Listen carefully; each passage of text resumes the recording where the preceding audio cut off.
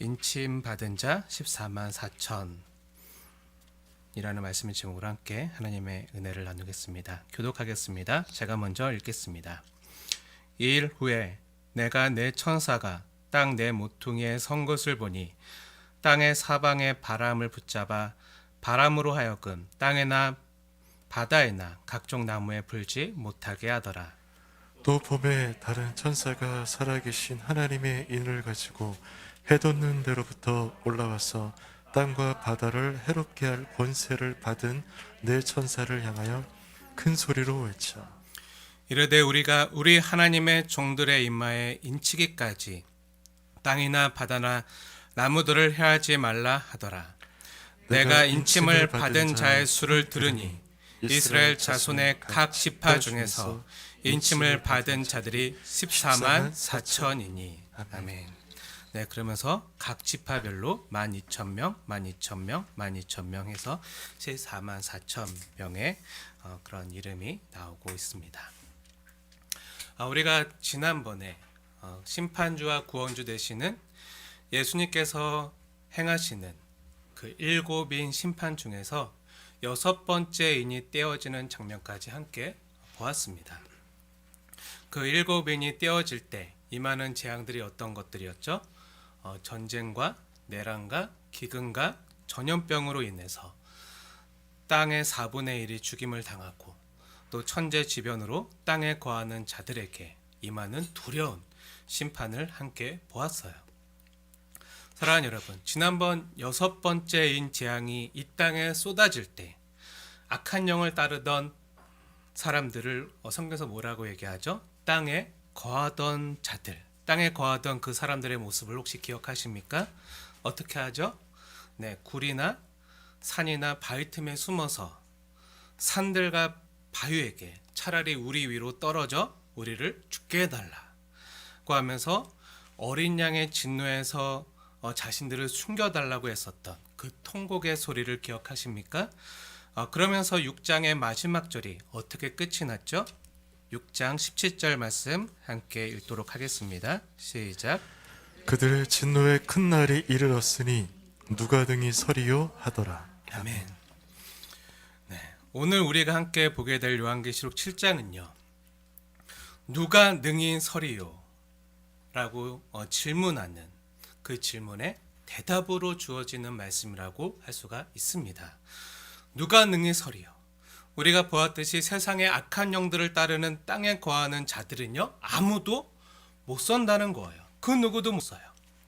하지만 어린 양을 따르는 하늘에 속한 성도는 설 수 있다는 그런 말씀이 오늘 우리가 보게 될 7장에 나오고 있습니다. 그들이 누구죠? 오늘 7장 하나님의 말씀대로라면 하나님의 인침을 받은 자 14만 4천으로 소개되는 교회된 성도는 능히 설 수 있다는 거예요. 그 진노의 날에도 능히 설 수 있습니다. 그 누구도 못 서지만 어린 양을 따르는 교회된 성도들은요, 능히 설 수 있다. 어린 양의 보혈의 공로로 능히 설 수 있을 뿐만 아니라 이 땅에서 반드시 승리한다는 확신을요, 교회된 성도들에게 오늘 7장의 말씀이 우리에게 주고 있는 거예요. 이러한 말씀이 6번째인 심판과 그리고 이제 8장부터 시작되는 7 나팔 심판의 그 시작을 알리는 7인 사이에서 삽입되어 기록되어져 있습니다. 6번째 인이 떼어졌고요. 이제 7번째 인이 떼어져야 되는 그 사이에 7장이 기록되어 있는 거예요. 구조를 잘 보셔야 됩니다. 뭐죠? 이렇게 삽입되어 있는데 이걸 뭐라고 하죠? 네, 영국에서는 막간이라고 하죠. 네, 들어보셨습니까? 제가 저번에 성령의 감동을 받아서 계시록을 기록한 요한 사도가 7분이 떼어지는 각각의 장면들을 어떻게 기록했었다고 했었죠? 마치 우리에게 어느 무대 위에서 벌어지는 장면처럼 그림 그리듯이 기록했다고 했어요. 그래서 첫 번째 인이 떼어지는 음성이 들리고 이제 처음 1막 1장이 시작되면 흰말을 탄 자가 활을 가진 모습으로 등장하고 1막 2장에서는 다른 붉은 말을 탄 자가 큰 칼을 들고 등장하고 이제 1막 3장에서는 검은 말을 탄 자가 이제 저울을 들고 나오고 이렇게 이 땅이라는 무대 위에서 각자의 역할을 감당하면서 함께 무대가 진행되어 가다가 이제 1막이었던 일곱인 심판의 무대가 마무리되는 장면에서 누가 능히 서리요 하는 질문과 함께 그 1막 무대의 커튼이 내려오면서 이제 2막 일곱 나팔 심판의 무대가 진행되어지기 그 이전에 잠시 쉬어가는 오페라나 뮤지컬이나 연극을 보신 분들은 아마 아실 거예요. 그 무대와 무대 그 중간에 막간이라는 무대가 시작이 돼요. 다음 2막을 준비하기 위해서 잠시 배우들이 나와서 그 막간을 준비하고 있는데요. 1막과 2막 사이에 삽입된 막간이죠. 그 막간에서 하나님께서 자신의 백성들을 철저히 보호하시면서 내 백성은 반드시 승리할 것이다 라는 확신을요 우리 교회된 성도들에게 주시면서 이제 8장부터 시작되는 일곱 나팔 심판을 다시 펼쳐 가시는 거예요. 결론부터 말하자면 이 14만 4천의 이야기는요 일곱인과 일곱 나팔 심판 사이에 등장하는 진노의 큰 날에 누가 능히 서리요에 대한 해답으로 우리에게 주어지는 그 해답으로서 등장하는 사람들이 바로 이 13만 4천 그리고 또 능히 셀 수 없는 큰 무리 어린 양을 따르는 큰 무리가 나오는 거죠. 이마에 하나님의 인을 맞은 14만 4천의 모습이 오늘 성경에 어떤 모습으로 등장하죠? 제가 결론부터 말씀드릴게요. 이 땅에서 전투하는 교회의 모습으로 등장해요. 왜 전투하는 교회인지는 이따가 말씀드리겠습니다. 그리고 다음 주에 볼 이제 7장 9절부터 17절까지는요.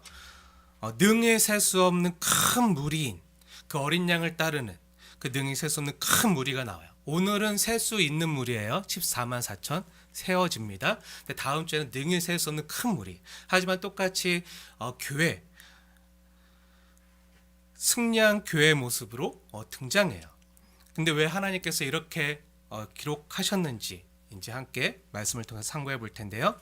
모두 어린 양을 따르는 교회된 성도인 저와 여러분의 정체성, 교회가 무엇인지, 성도가 무엇인지, 어떻게 살아야 되는지를 알려주기 위한 그런 표현으로 이렇게 하나님께서 기록해 주시는 거예요. 즉 뭐죠? 우리는 하나님께 속한 자, 하나님의 인을 맞아서 하나님께 속한 자이고 또한 전투하는 교회라는 거죠.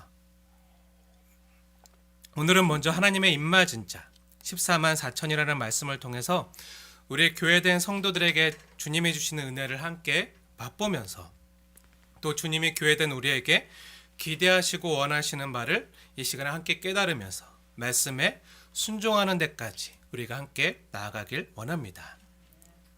14만 4천이 기록된 요한계시록 7장은요. 어떻게 보면 이 땅에서 어린 양을 따르는 성도로 살아가지만 그럼에도 불구하고 오늘날 우리 현실 속에서 펼쳐지는 너무나도 많은 아픔과 고통과 그런 환난의 모습들을 보면서 때로는 성도들이요 움츠러들 수 있어요. 그런 성도들에게 우리의 모습을 너무 잘 아시는 세상에 이루어져가는 악하고 또 두려운 모습들을 보면서 두려워할 우리 인생의 연약함을 너무 잘 아시는 주님께서 다시 한번 일곱 나팔 심판이 이어지기 전에 다시 한번 우리를 위로하시고 용기 주시고 힘 주시는 메시지라고 할 수가 있습니다.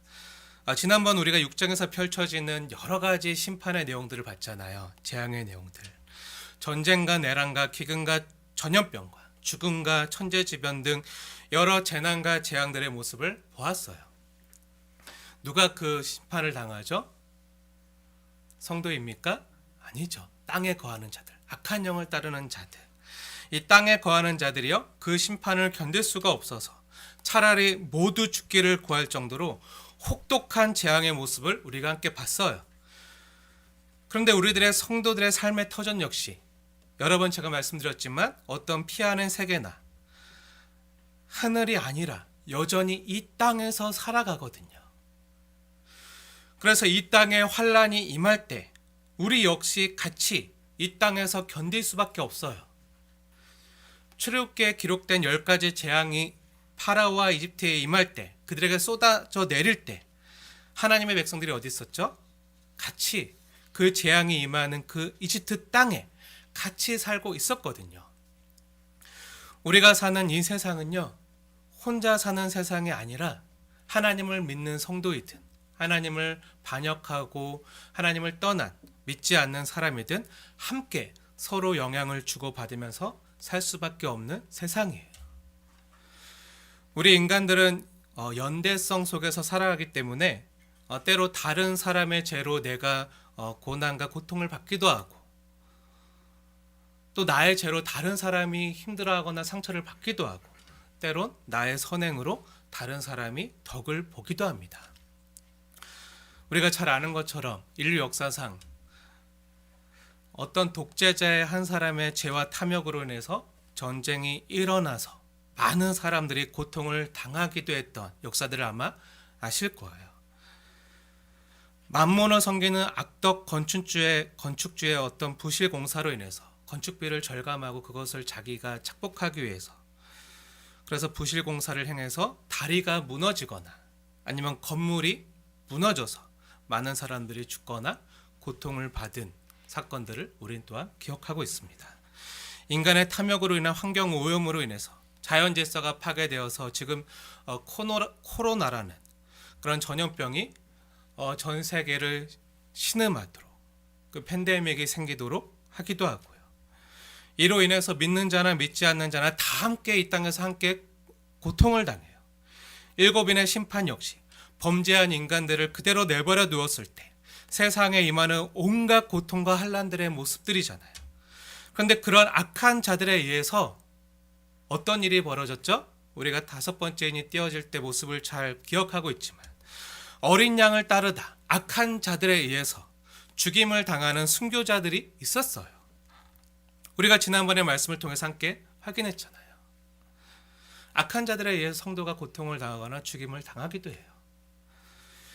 이렇게 사망의 증상이 가득한 세상에서 서로 영향을 주고받으면서 살아가는 성도들의 입장에서는요, 이 땅에 임하는 어린 양의 심판의 모습을 보면서 내가 그 심판의 직접적인 대상자가 아니라고 할지라도, 내 영혼은 안전하다 할지라도 우리 육신이나 우리 삶은 힘들어질 수 있거든요. 그러면 그것을 바라보는 우리 성도들의 입장에서는 내가 심판의 대상자가 아님을 분명히 알고 확신하지만, 그럼에도 불구하고 아무래도 우리 마음에는요, 두려운 마음이 생길 수 있겠죠. 여러분 안 그러십니까? 그러한 우리의 연약한 마음을 아시고 주님께서 다시 한번 교회된 성도들을 위로하시고 힘주시기 위하여 오늘 계시록 7장을 통해서 교회의 정체가 무엇인지, 성도가 무엇을 위해 살아가는 사람들인지 14만 4천이라는 그 이름으로 우리에게 분명히 보여주고 계신 거예요. 너무나도 세심하고 섬세한 주님의 배려와 만져주심이 아닐 수가 없습니다. 제가 계시록 7장은요, 6장 마지막 절인 17절 말씀, 누가 능히 서리요? 라는 그 질문에 대한 답변이라고 했잖아요. 이 진노의 날에 누가 능히 설 수 있겠는가? 거기에 대한 답변으로 7장 말씀이 주어지는데 정말 그러한가? 오늘 본문 말씀을 함께 상고하면서 같이 보도록 하겠습니다. 먼저 1절 말씀 함께 읽을게요. 시작. 이 일 후에 내가 내 천사가 땅의 사방의 바람을 붙잡아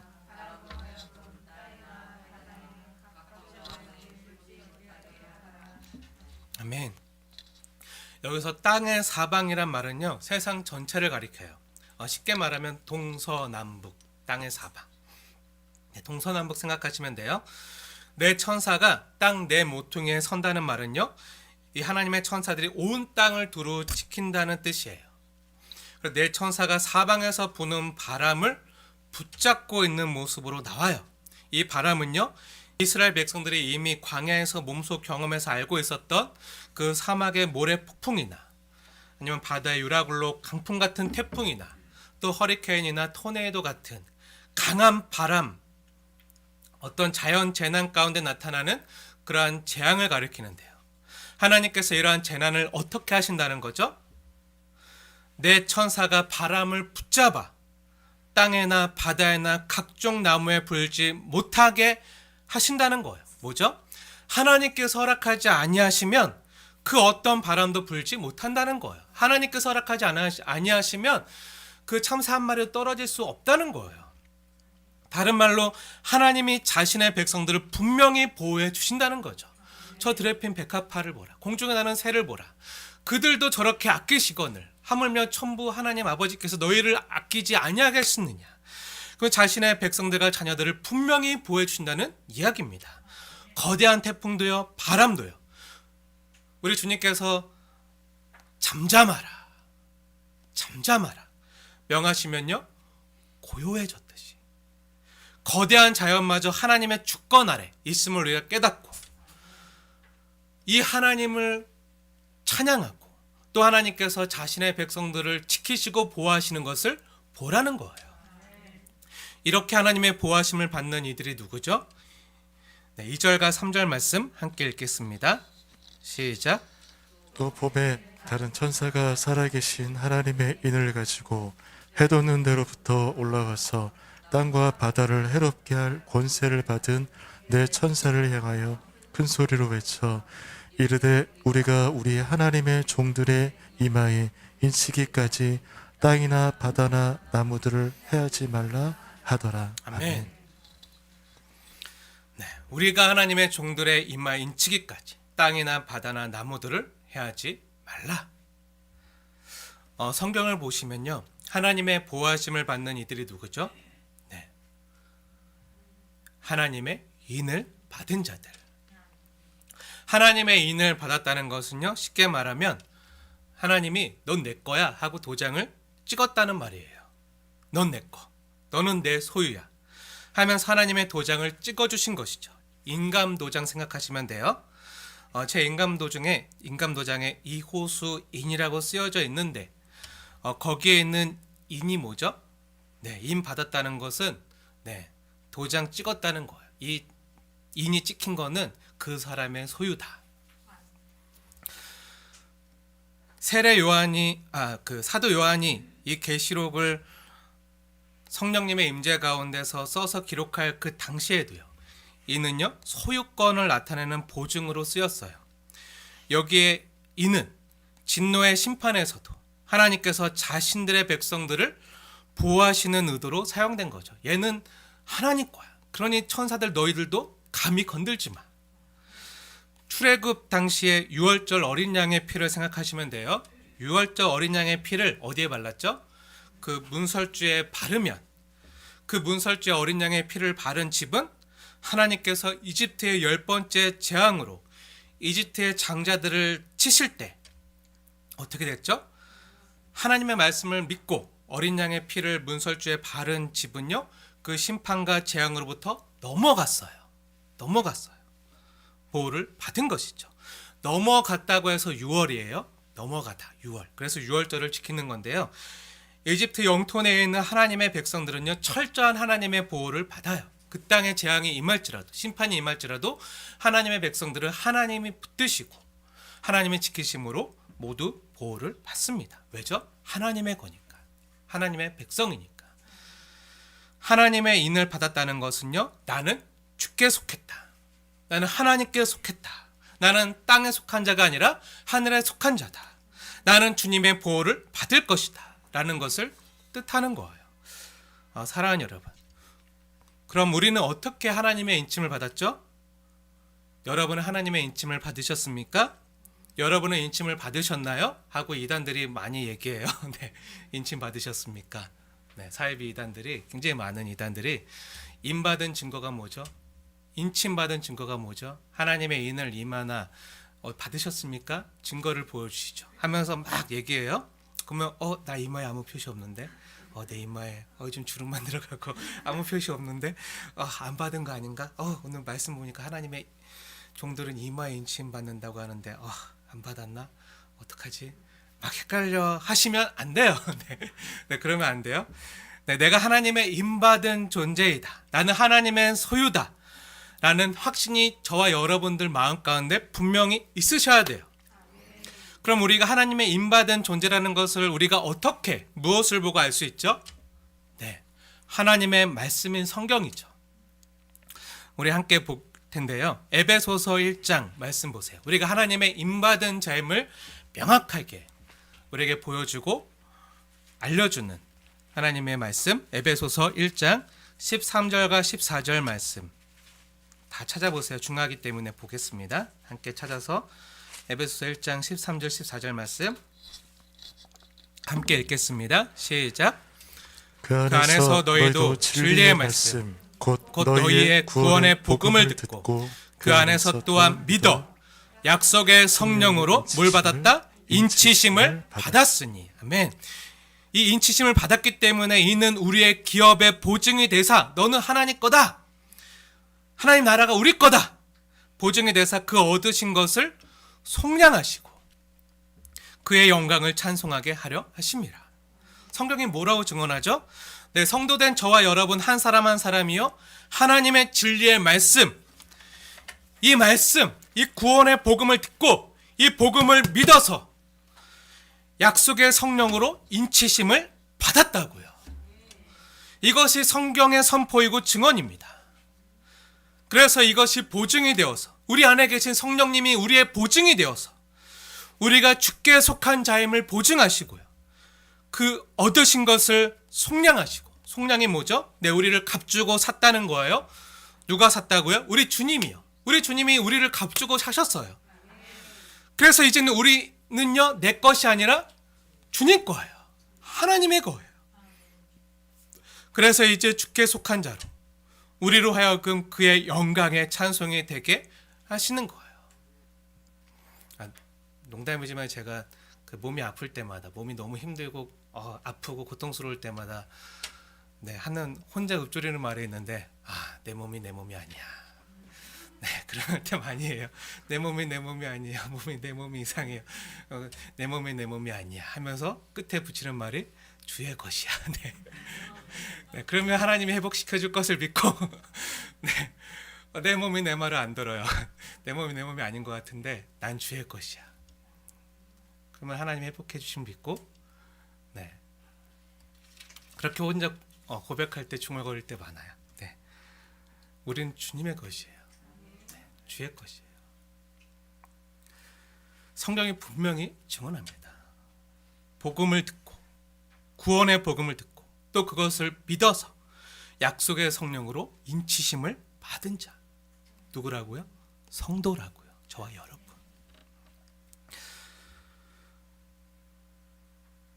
그래서 그의 영광의 찬송이 되게 하시는 거예요. 성도의 삶으로 그의 영광의 찬송이 되는 삶을 우리에게 살아가게 하신 거죠. 사랑하는 여러분, 분명히 확신하십시오. 저와 여러분은 하나님의 인을 맞은 자입니다. 누가 보증해 줍니까? 성령님이 우리 안에서 내주하시면서 말씀해 주세요. 확신시켜 주세요. 눈에 보여지는 이마가 아니라 성령님이 내주하시는 우리 마음의 인을 맞은 자들. 하나님이 저와 여러분을 너는 세상에 속한 자가 아니라 이제 하늘에 속한 자, 너는 내 것이다 하고 인쳐 주셨고요. 도장 찍어 주셨고요. 구원해 주신 자가 된 거예요. 속량해 주신 자가 된 거예요. 저와 여러분은 주님의 것이 되었기에 내 것, 내 것, 내 거 막 이렇게 이 땅의 소유에 집착하지 않고요. 내 모든 것이 주님의 것임을 고백할 수 있게 된 것이죠. 그래서 주께서 내게 맡겨주신 소유도요, 주님과 주님의 나라를 위해서 언제든 아낌없이 내어드릴 수 있는 믿음의 사람이 된 거예요. 이러한 인침을 받은 자들에 대해서 성경은 무엇라 기록하고 있죠? 4절 말씀 함께 읽겠습니다. 시작. 내가 인침을 받은 자의 수를 들으니 이스라엘 자손의 각 지파 중에서 인침을 받은 자들이 14만 4천이니. 네. 아멘. 인침을 받은 자들, 하나님의 인을 받은 자들, 구원의 복음을 듣고 믿어서 약속의 성령으로 인침을 받은 하나님의 인을 받은 자들이 누구라고요? 14만 4천이라고요. 성도라고요. 교회라고요. 사랑하는 여러분, 오늘 이 본문의 이 14만 4천이라는 숫자는요, 오늘날 주국교회 내에서 많은 논란을 일으킨 본문이기도 해요. 왜냐하면 많은 이단과 사이비 단체에서요, 이 14만 4천을 잘못 해석하고 오용해서 이 14만 4천을 문자적으로 해석해서 14만 4천 명만 구원을 받을 수 있는 실제 사람의 숫자라고 주장하면서 이제 남은 자리가 얼마 없으니 빨리 그 숫자를 채워야 된다. 강권해서라도, 거짓말을 해서라도, 교회를 무너뜨려서라도, 산홍기 작전을 해서라도 어떻게든 그들을 자기에게로 끌어들여서 그 14만 4천에 들어오게 해야 한다는 말로 사람들을 미혹해 왔기 때문이죠. 어떻게든 그 14만 4천에 들어가면 구원이 보장되지만 그러지 못하면 구원을 못 받게 된다고 그렇게 막 가리키는 거예요. 이 말씀을 근거로 하면서 어느 단체 얘기하는지 아마 아실 거예요. 네, 영어 이니셜로 S로 시작하는 천지교단 있어요. 네. 그 교단에서 하나님으로부터 예언의 영을 받고 계시의 책을 받아먹은 약속의 목자라고 칭하는, 옛날에는 교주라고 했는데 요즘엔 교주라고 말 안 해요. 네, 교주라고 말하면 고소를 당할 수도 있어요. 그래갖고 네, 그들은 이름을 얘기하기 좀 그런데 다 나가기 때문에 그래도 말할게요. 네, 이땡땡 총회장, 이만희 목사, 그 이만희 목사만 하나님부터 예언의 영을 받은, 그 약속의 책을 받아먹은 약속의 목자. 그래서 그 사람이 해석하는 계시의 말씀만 진짜 하나님의 말씀이고 계시고, 이 세상에 기성교회에서 하는 것들은 다 틀렸다고 얘기해요. 근데 그 계시의 말씀을 가지고 24만 4천을 풀어주는데 한번 그들의 말이 맞는가 한번 잘 생각해 보세요. 약속의 목자라고 칭하는 이만희 그 총회장, 목사라고 얘기 안 할게요. 그냥 총회장, 그들의 말로 총회장이 그 단체를 이끌고 있는데, 계시록 7장에 나오는 12지파는 이제 12지파 이름이 5절부터 쭉 나오잖아요. 그 12지파는 신천지의 12지파를 말한다고 얘기해요. 신천지의 12지파. 그래서 신천지의 목자와 12지파장은 그 각 지파장들 있잖아요. 그 각 지파장은 14만 4천 명의 인을 치는 역할을 한다고 주장해요. 그들이 자기가 인을 친다고 얘기해요. 그렇게 주장해요. 그 목자와 12지파장은 14만 4천인의 인을 치는 역할. 그래서 신천지 그 교적부가 중요한 거예요. 거기에 올라가야 돼요. 인을 치는 역할을 한다고 주장해요. 그래서 구원의 숫자에 들어가기 위해서 어떻게 하죠? 그 인을 받기 위해서 총회장과 12지파장에게 맹목적인 충성하게끔 만드는 것이죠. 얼마 전도해와, 얼마 이렇게 헌신해, 이렇게 주님을 위해서 너의 삶을 드려 하면서 잘 보여야지, 그리고 단계를 잘 올라가서 사역자 되고 막 이렇게 가르치고 이렇게 해야지 그 숫자에 들어갈 수 있다라고 얘기해요. 그 약속의 목자와 그 12지파장들이 그 인을 치는 역할을 하기 때문에. 그래서 시험도 보고 막 그래요. 흰 옷 입고 막 쭉 일렬로 줄 서서 시험 보고 하잖아요. 네. 하나님 나라를 시험 보고 들어가나요? 네. 예수님의 은혜로 십자가의 보혈의 공로를 믿고 예수님 우리에게 일으키신 그 십자가의 보혈의 은혜가, 우리의 공로는 없어요. 예수님의 공로로. 근데 신천지는요, 그 24만 4천을요, 자신들이 이 계시록 7장에 나오는 12지파인데, 영적 새 이스라엘인데, 이는 육적 이스라엘인 구약 백성이 멸망하고 나서 이 땅에 2000년, 예수님 오시고 나서 이 땅에 2000년간 이 땅에 존속된 기독교 세계인 영적 이스라엘, 그들 기독교 우리 기성교회를, 우리 교회를 하나님이 다스리는 교회를 영적 이스라엘이라고 말하면서, 이 영적 이스라엘도 하나님이 심판하시고 하나님이 또 새롭게 세우시는 영적 새 이스라엘이 바로 자신들이라고 얘기해요. 네.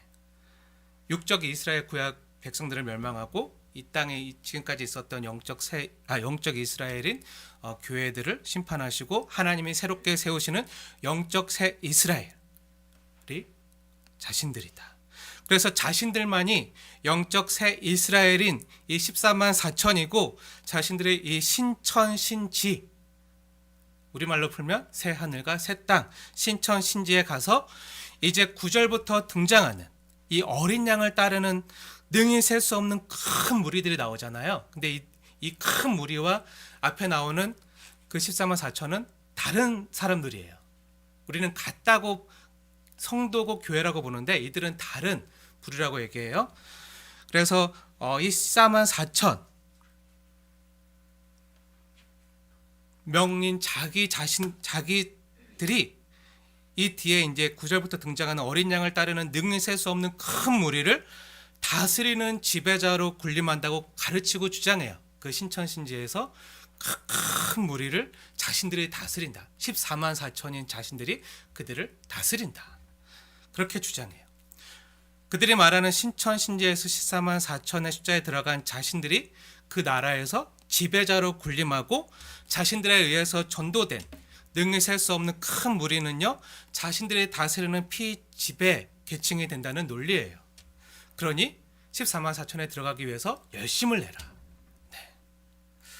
이러한 신천지의 논리대로라면 구약과 신약 성경에 나오는 구약의 성도들, 예수님의 보혈로 구속함을 받은 구약의 교회, 구약의 성도들과 신약의 성도들에게 이 하나님의 말씀, 이 말씀은요 구원의 길을 가리키는 책이 아니라 이 성경이 오직 오늘날 2020년 이후를 살아가는 오늘날 그 오직 이만희 총회장을 따르는 오늘날 대한민국의 신천지에 속한 사람들만을 대상으로 쓰여진 말씀이라는 거예요. 그들의 말에 의하면. 논리를 따라가면 그래요. 꼭 그렇게 얘기 안 하지만 논리를 따라가면 그래요. 그래서 이 하나님의 말씀은 자신들만을 구원하기 위한 말씀으로 하나님이 주셨고 자신들이 14만 4천에 들어가서 구원을 받아야지 이 온 세상의 복음이 전파돼서 셀 수 없는 능히 큰 무리들이 나타나서 그 신천신지에서 자신들이 그들을 다스리면서 산다. 이것이 그들의 이 14만 4천을 해석하는 주된 논지인데요. 정말 그렇다고 여겨지시나요? 너무나도 성경을요 자율적으로 자신들의 교단과 특정인을 우상시하고 높이고 사람을 높이고 또 자신들의 조직을 정당화하고 어떤 개인에게 신적인 권위를 부여하기 위한 약속의 목자로 칭하는 이만희 총회장과 그 12지파장에게 놀라운 신적인 권위를 부여하기 위한 도구로 이 하나님의 말씀을 이용한 거죠. 오늘 14만 4천에 대한 성경적인 의미만 밝히기에도 시간이 많이 부족한데 제가 굳이 어느 이단의 14만 4천에 대한 교리를 말씀드리는 것은요. 오늘날 주국교회를 혼란하게 했던 그들의 중요 교리이기 때문에 이러한 것들을 여러분이 확실히 알고 앞으로 미혹당하지 않도록 예방하기 위해서 말씀을 드리는 거예요. 얼마나 이리들이 많은지 몰라요. 하나님의 어린 양 예수님의 양된 우리 양무리들을 노략질하려고 정말 많은 이리들이 오늘날도 기승을 부리고 있는데요. 우리가 이런 신천지의 거짓 교리를 세세히 하나하나 다 모른다고 해도요. 우리가 진짜를 알면요. 우리가 진짜를 붙들면 이 생명의 말씀, 이 진리의 말씀을 붙들면요. 이건 그들의 말은 이 성경의 말씀과 다른데 바로 아는 거죠. 성경과 다른데 하면서 가짜를 분별할 뿐만 아니라 그 가짜와 싸워 이길 수 있을 줄 믿습니다. 하나님의 입맞은 자들은요. 그 신천지 14만 4천이 아니라 성령님이 인쳐주신 그 복음의 말씀을 듣고 구원의 말씀을 듣고 믿어 성령님이 우리 안에서 인쳐주신 성도된 저와 여러분인 줄 믿습니다. 이 땅의 모든 교회들이죠. 그럼 14만 4천의 바른 성경적인 의미는 뭘까요? 제가 아까 어린 양 대신 예수님을 따르는 모든 교회를 상징하는 숫자가 바로 14만 4천이라고 서두에 말씀드렸어요. 이전에도 여러 차례 말씀드리기도 했지만 여호수아서 강해를 함께 수요일날 듣는 분들은 많이 들으셨을 거예요. 24만 4천이 뭐죠? 구약의 교회를 상징하는 구약의 12지파 그리고 신약의 교회를 상징하는 12사도 12 곱하기 12 하면 144잖아요. 거기에 곱하기 1000을 하면 14만 4천이 돼요. 이 1000은요 군대 조직 단위이기도 하지만 이 1000은요 충만을 상징하는 그 유대인들이, 그 이스라엘 백성들이 그 묵시 문화 가운데 숫자를 상징으로 많이 사용했는데, 이 10이라는 숫자는요 충만이라는 숫자예요. 그러니까 10이라는 숫자를 3번 곱한 거죠. 충만 곱하기 충만 곱하기 충만.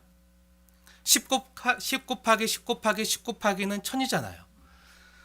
네, 충만 곱하기 충만 곱하기 충만. 충만이 3번인데요. 성경에서 3은 또 완전수를 상징하잖아요. 뭐죠? 충만이 완전해진 상태. 그러니까 이 14만 4천은요 어린 양의 피로 구속함을 받은 구약과 신약의 모든 하나님의 교회, 하나님이 다스리시는 주 예수님이 머리가 된 이 땅의 모든 교회를요 14만 4천이라고 성경은 이야기해줘요. 교회를 상징적으로 나타낸 숫자인 거죠. 그런데 왜 성경은요 하나님의 입맞은 14만 4천 명의 숫자를요 이스라엘 백성의 12지파에서 1만 2천 명씩 뽑아서 14만 4천이라는 숫자를 기록한 걸까요? 이것은요 우리가 여호수아서 강해를 수요일마다 하고 있는데 한번 오세요. 네. 근데 여호수아서 강해 가운데도 그 지파별로 그 숫자를 세요. 그 지파별로 이름을 다 기록하고. 왜 하죠? 여호수아서에도 왜 하죠? 네, 이제 전쟁에 나갈 자를 이렇게 부르기 위해서, 하나님의 전쟁에 나갈 자를 부르기 위해서 계수를 해요. 이것은요 구약 성경의 민수기, 여호수아뿐만 아니라 구약 성경의 민수기를 그 배경으로 하고 있는데요. 민수기서 아시죠? 모세오경 가운데 있는 민수기. 그 민수기 자체가 풀어서 말하면 백성의 숫자를 기록한 책. 백성의 숫자를 기록한 책이 민수기거든요. 그럼 하나님께서 왜 민수기를 우리에게 주셨을까요? 왜 백성의 숫자를 기록하게 하신 그 책을 우리에게 남겨주셨을까요? 왜 하나님께서 민수기 하나님 백성의 숫자를 기록하게 하셨을까? 그것을 아는 것이 이 14만 4천이라는 숫자로 교회를 표현하시고, 교회가 무엇인지, 성도가 이 땅에서 어떻게 살아가는 사람들인지를 표현해 주신 주님의 의도를 알 수가 있게 됩니다. 왜 각 지파별로 숫자를 계수하게 하셨죠? 그것을 알기 위해서 우리가 한번 구약성경 민수기 1장으로 가볼게요. 하나님 말씀을 같이 보겠습니다. 구약성경 민수기 1장 3절 말씀인데요. 3절 말씀 한 절만 함께 읽겠습니다. 시작. 이스라엘 중 20세 이상으로 싸움에 나갈 만한 모든 자를 너와 아론은 그 진영별로 계수하되. 네. 어떤 자요? 싸움에 나갈 만한 모든 자를. 너는 모세겠죠? 모세와 아론은 그 진영별로 계수하되. 숫자를 세라는 거예요. 하나님의 백성의 숫자를 세라는 거예요. 어떤 백성? 하나님의 전투에, 그 싸움에 나갈 만한 자들. 왜 민수기에서 하나님께서 각 지파별로 그 숫자를 계수하게 하셨죠? 3절 본문을 자세히 보세요. 싸움에 나갈 만한 모든 자를 계수하라. 네, 싸우기 위해서예요. 하나님의 군사들로 공중권세 잡은 자, 악한 영들과 싸우기 위해서 이 땅에서 전투하는 교회로 하나님의 백성들을 부르시고, 저와 여러분을 부르시고 교회와 성도로 부르신 것이죠. 그리고 계수해서 14만 4천이라는 이름을 우리 교회와 성도에게 주신 거예요. 다음 주에 보게 될 교회의 또 다른 정체의 성격이 드러나는 9절부터 보면요, 셀 수 없는 큰 무리가 나와요. 셀 수 없는 큰 무리에 대한 교회 정체성에 대해서는 다음 주에 볼게요. 하지만 1절부터 8절까지는요 셀 수 있는, 계수하는 숫자인 14만 4천으로 교회의 정체와 모습을 표현해주고 있는 거예요. 하나님은 의도적으로 이렇게 하시는 것이죠. 왜죠? 교회가 무엇인지를 드러내주기 위해서 하나님이 숫자로 표현하는 하나님의 의도인 거예요. 6장에 보면요, 계시록 6장에 보면요, 우리가 지난번에 봐서 알겠지만 악한 영을 따르던 땅에 거하는 자들이 환란이 오자 어떻게 하죠? 어떻게 하죠? 그들은요 다 동굴이나 산이나 바위 같은 틈에서 그 대피소나 피난처에 숨어서 머물면서 죽음과 심판을 기다렸어요. 그렇죠. 그런데 어린 양을 따르는 교회는요, 정반대되는 모습을 보여주는 거예요. 교회는 이 땅에서 고난 가운데서도 하나님의 명령에 따라서 숨지 않고, 굴이나 산이나 바위 틈에 숨지 않고, 대피소에 숨지 않고, 하나님의 명령에 따라서 어린 양 대신 예수님과 함께 이 땅에서 영적 전투를 수행하는 강력한 어린 양의 용사들임을 우리에게 보여주고 있는 장면이에요. 전쟁을 진두지휘하는 유다 지파의 사자이신 예수님의 뜻을 따라서, 그래서 오늘 유다 지파가 가장 먼저 부름을 당해요. 그 유다 지파의 사자이신 예수님의 뜻을 따라서 싸우는 군사들의 용맹함으로 교회는요, 이 땅에서 사탄의 세력을 능히 무너뜨릴 수 있는 존재라는 것을 보여주는 거죠. 이를 보여주기 위한 의도와 목적에서 하나님께서는 교회를 셀 수 있는, 계수할 수 있는 14만 4천이라는 숫자로 교회의 정체가 무엇인지를 나타내 주는 거예요. 아까 14만 4천이 12 곱하기 12 곱하기 1000이라고 했잖아요. 그런데 요한이 이 계시록을 기록할 당시에 그 군대 단위가 1000이었어요. 그래서 천부장, 로마의 천부장 기억하시면 돼요. 이 역시 교회가 뭘 뜻하는 거죠? 지상에서 전투하는 교회임을 드러내 주고 있는 거예요. 그런데 교회가 누구 편에서 전투하죠? 네, 하나님의 편에서, 하나님을 위하여 이 땅에서 죄와 피 흘리기까지 싸우면서 짐승과 사탄과 용과 싸우는 하나님의 군대예요. 사실은 하나님이 우리 편에서 죄와 사망과 사탄과 싸우는 것이라고 할 수 있죠. 하나님이 우리를 편들어 주시는 거죠. 이와 같은 사실에서 14만 4천이 상징하는 것은요, 이 땅의 교회와 성도는 심판의 대상이 아니라 하나님과 함께 싸우는 용사들임을 분명히 나타내는 거죠. 하나님과 함께 싸우는데 어떻게 심판의 대상이 될 수 있겠습니까? 하나님 우리 대장 되시고 그 예수님께서 우리를 돌봐주시고 인도하시는 가운데 우리 최고 사령관 되신, 우리 대장 되신 예수님께서 우리와 함께 싸우시는, 사랑하는 여러분, 하나님의 인침받은 14만 4천의 성경적인 의미에 대해서 아시겠습니까? 우리는요, 어린 양의 피로 구속함을 받은 하나님의 군대로 우리 대장 되신 예수님의 보호와 돌봄을 받지만, 주님 품 안에서 그냥 안전하다 하면서 여기가 좋사오니 하면서 대피소에 숨어서 영적 전쟁이 끝나길 기다리는 사람이 아니라는 거예요. 우리 삶은요, 최전방에서 예수님이 보이신 십자가의 방법으로, 어린 양의 길을 따라가는 방법으로 세상과 싸워 이기도록 부름받은 사람들임을 오늘 성경이 보여주고 있는 거죠. 우리 삶의 최전방이 어디죠? 여러분의 가정이에요. 일터예요. 만나는 사람들. 그것이 여러분의 최전방입니다. 사랑하는 여러분, 그곳에서 여러분은 전투하고 계십니까? 하나님의 인침받은 자들은 하나님의 소유라고 했잖아요.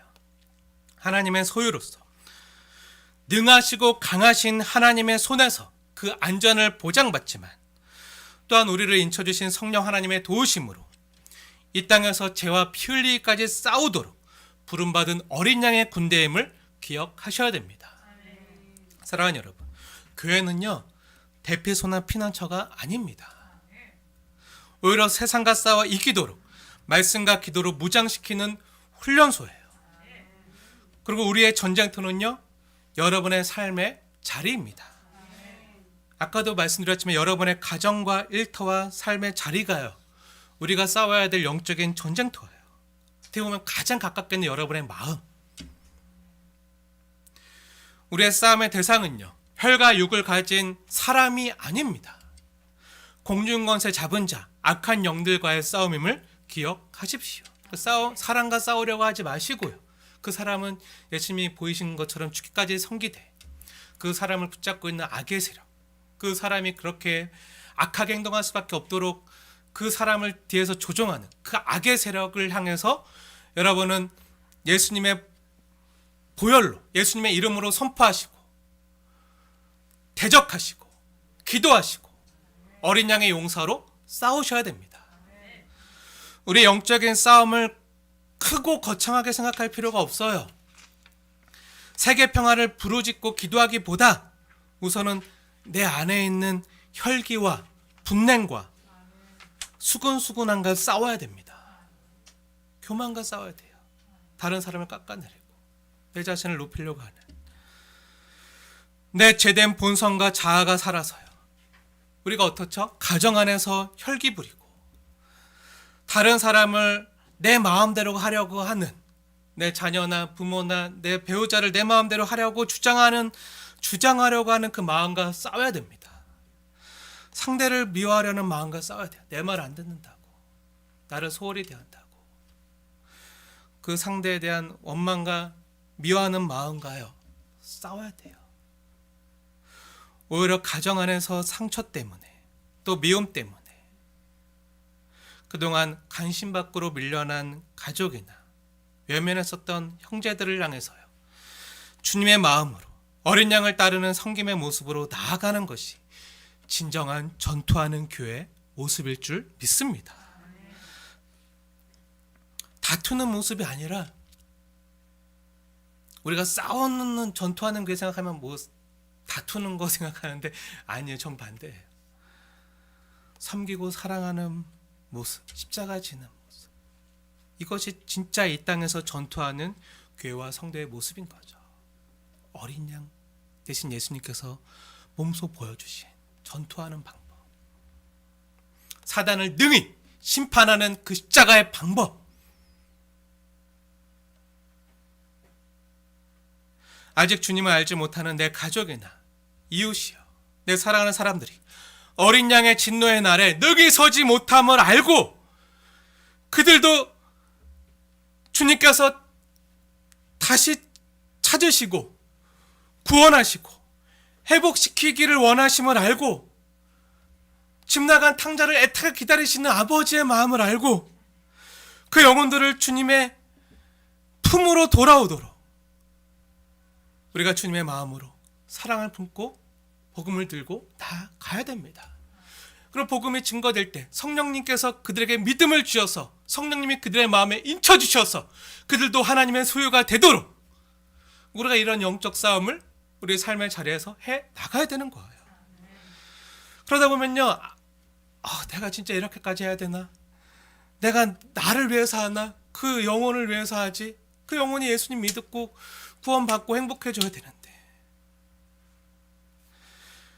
그런데도 우리의 말을 안 듣고 우리를 향해서 악한 말을 하고 욕을 하고 막 우리의 진심과 본심을 왜곡하고 내 진심이 오해를 당하고 그래서 상처받고, 그렇게 많이 상처받으셨잖아요.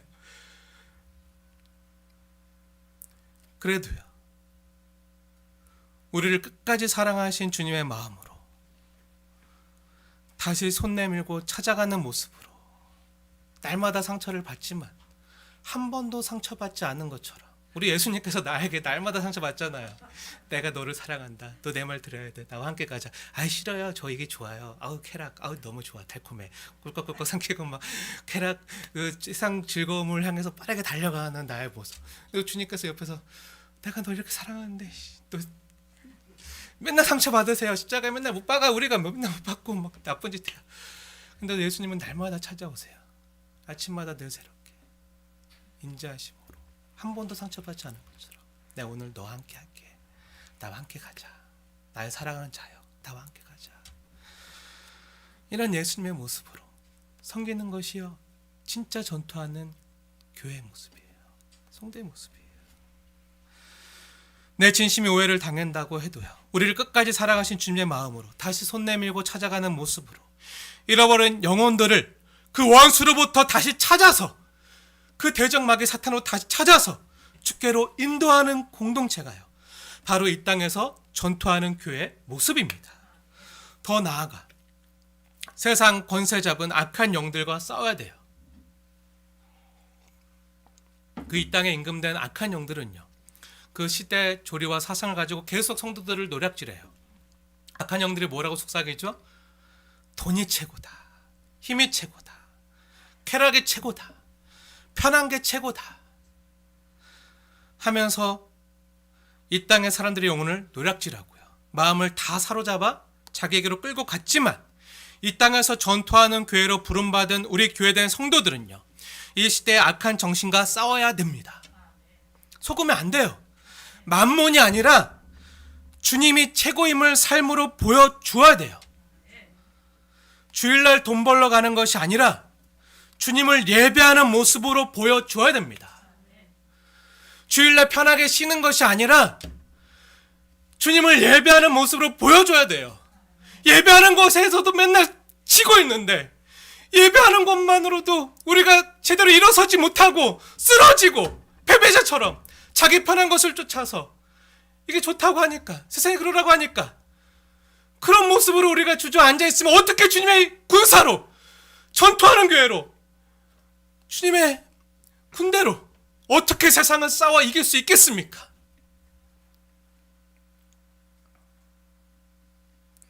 아까 우리 장로님께서 기도해 주신 것처럼 우리 함께 공감하면서 우리 함께 울면서 주님께 마음으로 간구했잖아요. 우리는 하나님 때문에 사는 사람들이에요. 하나님의 소유된 것만으로 하나님 나라가 우리 것이 되었고 영생이 우리 것이 되었고 구원을 우리가 선물로 받았고 이것이 너무 크고 값지고 귀하기에 세상의 돈이 아니라 세상의 명예가 아니라 권력이 아니라 하나님을 예배하고 하나님 안에서 참된 복락을 누리는 삶으로 보여주는 것, 그것이 예배하는 거죠.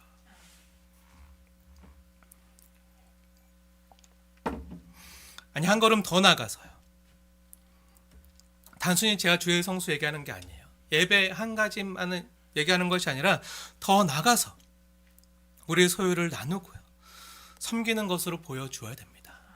만몬을 우리가 섬기는 게 아니잖아요. 돈을 우리는 섬기지 않습니다. 하나님을 섬깁니다. 나의 모든 것이 주님의 소유입니다. 나는 주님의 것입니다. 주님이 나에게 허락하신 물질, 건강, 시간 다 주님의 것입니다. 내 몸 주님의 것입니다. 주께 속했음을 기억하면서 주님과 하나님 나라를 위해서 언제든지 주님과 이웃을 위해서 내어드릴 수 있어야 됩니다. 그러려면 내 안에 우상과 싸워야 돼요. 탐심과 싸워야 돼요. 탐심이 우상 숭배니라. 나만을 위한 그 자기 안에 탐심과 싸우면서 십자가의 길, 자기 희생의 길을 걸어가는 자들이요. 이 땅에서 전투하는 교회로서의 14만 4천이라는 이름의 성도라는 거예요. 어린 양을 따라가는 어린 양의 방법으로, 십자가의 방법으로 전투하는 교회. 그 이름이 뭐라고요? 14만 4천이라고요. 사랑하는 여러분, 제가 짧은 시간 목회를 감당한 목회 초년생이지만요, 제가 주님께 참으로 정말 감사하고 정말 복되고 행복하다고 생각할 때가 있어요. 정말 우리 귀하고 복된 성도님들 한 분 한 분을 보면서 참으로 많이 감격하고 감사할 때가 많이 있어요. 얼마 전 추석 명절이 지났잖아요. 그 추석 명절 때 교회 재정이 많이 연약해서 올해 처음으로 명절에 성도님들에게 선물을 못 드렸어요. 네. 근데 성도님들께서도 더 힘들 텐데, 다들 힘들 텐데, 자기보다 옆에 있는 지체를 돌아보고 섬기고자 자기의 것을 아낌없이 서로 나누는 모습을 보고 막 다 한 알음씩 다 들고 싸갖고 와가지고 나누고 싶어서 막 서로 나누고 또 받아서 감사하고 막 이렇게 서로 아름다운 나눔과 교제의 모습을 보면서 정말 하나님께 참으로 감사했어요. 성령님이 우리와 함께 하시는구나. 자기의 소유를 나눌 수 있는 마음, 성령님이 주셔야만 가능하거든요. 또 어떤 분들은요, 우리 형제 중에 어려운 지체가 생기면요, 그 형편이 연약한 지체를 위해 써달라고 무명으로 지정원금을 드리기도 해요. 자기를 전혀 밝히지 않고 그 어려운 지체를 위해 사용해달라고. 그런 일들이 얼마나 많은지 몰라요. 우리 교회가 개척한 지 3년 반이 되었지만 여러분이 없는 중에도요, 우리 중에 부자와 넉넉한 자가 없잖아요. 네. 그럼에도 불구하고 여러분이 정말 가부의 두레똥 같은 예물을 매주 주님께 올려드리면서 그 예물로 주변의 어려운 지체와 교회와 이웃을 위해 성교비로 흘려보내요. 코로나 시대 얼마나 어려운 교회들이 많아요. 힘든 지체들이 많아요. 그럼 여러분이 주님께 올려보낸 거로요? 흘려보내는 거예요. 주님이 주님의 몸된 교회를 개척하게 하시고 우리 중에 넉넉한 자가 없음에도 불구하고 교회된 여러분의 헌신을 통해서 지금까지 우리를 위해서 사용하지 아니하고 6천만 원 이상을요 구제와 선교비로 흘려보냈어요. 지출하게 하셨어요. 그래서 여전히 통장 잔고, 교회 통장 잔고는요 쌓이지 않고 비워져 있어요. 그러면 이걸 보시고 들은 저희 교회가 이제 개척 3년 차니까 많은 목사님들이 아끼는 마음으로 권면해 주세요. 이제 개척 3년 하면 이전해야 돼. 넓은 곳으로 이전해야 돼. 그러니까 몇몇 목사님들께서는 개척교회답게 흘려보내지 말고 먼저 알뜰히 모아서 교회 이전을 하거나 조그만 땅이라도 사서 교회를 지으라고 정말 애정어린 말씀으로 권면을 해주세요. 너무 감사해요. 네. 저희 교회를 아끼시고 응원하는 말씀들이라 감사히 듣고 필요성도 공감하지만 교회의 본질 중에 하나가 구제와 선교임을 가르쳐 주신 그 주님의 뜻을 따라서 우리가 충분히 우리 자신을 못 쓰더라도 주님의 마음으로 섬김의 길을 계속 가려고 합니다.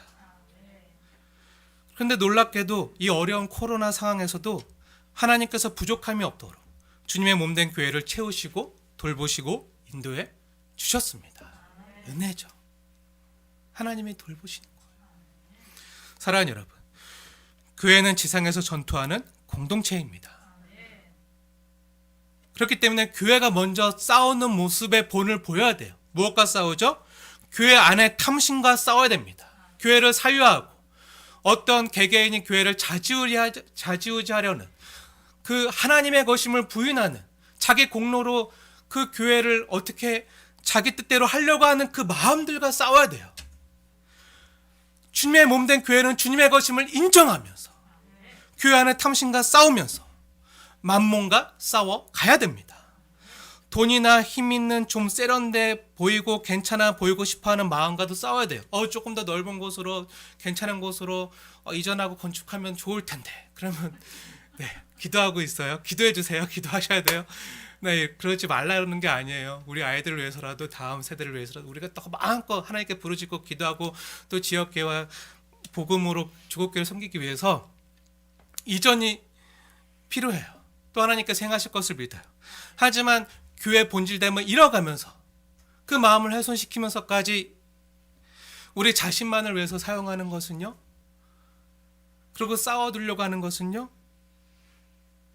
어딘가 주님의 마음과 거리가 있어 보이기 때문에 우리가 늘 간절히 기도하지만 우리가 좀 돈 좀 있고 건물도 괜찮고 세련돼 보이고 힘 있는 사람들도 많아 보이고 괜찮아 보이고 싶어하는 마음과 싸워야 돼요.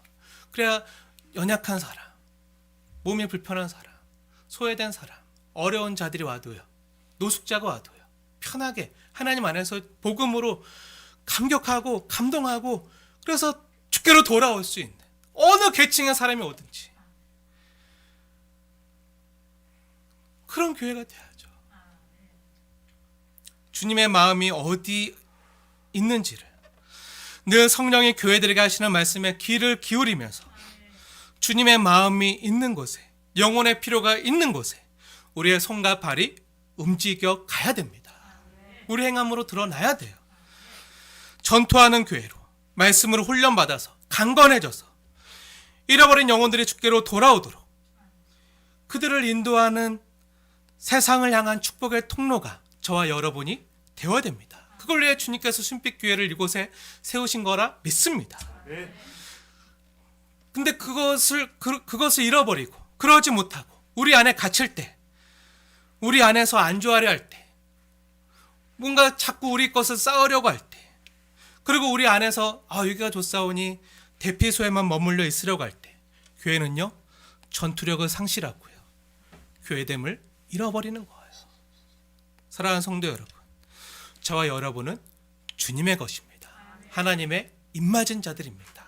14만 4천의 군대입니다. 하나님이 너는 내 거다 인쳐주셨어요.